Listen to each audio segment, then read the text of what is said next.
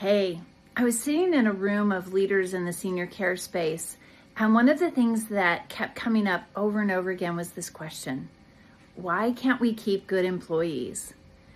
And I could feel the tension, I could feel the pain and the frustration, and just how disheartened they were and how kind of almost hopeless they felt. They felt like they couldn't come up with the answer. They didn't have a solution, and they didn't know what to do. And let me just tell you this. One of the reasons why good employees don't stay is because of a lack of accountability. Not that you're not holding them accountable, but that you have weaker team members who aren't being held accountable. And what I've seen over and over again is this comes because you as the leader, you're heart-driven, you're people-driven. You got into this industry because you care about people.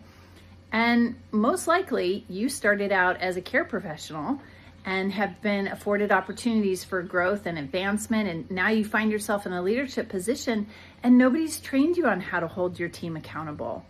And it feels messy. It feels scary. Like, what if they quit?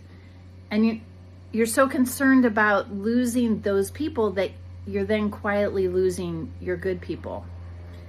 And at first it starts out where maybe they're not picking up extra shifts, and maybe they're just not as engaged in work. And before you know it, they're giving you your notice. And that's devastating.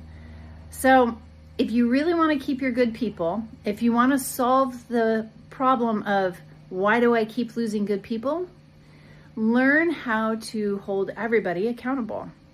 It doesn't mean that you have to be a bad boss. It doesn't mean that you have to be the mean boss, but it just means that everybody gets held to the same standard.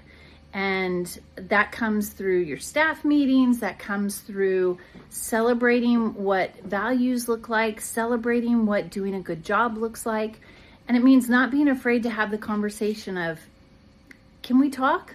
Can we talk about some things that I've noticed about how you're doing your job?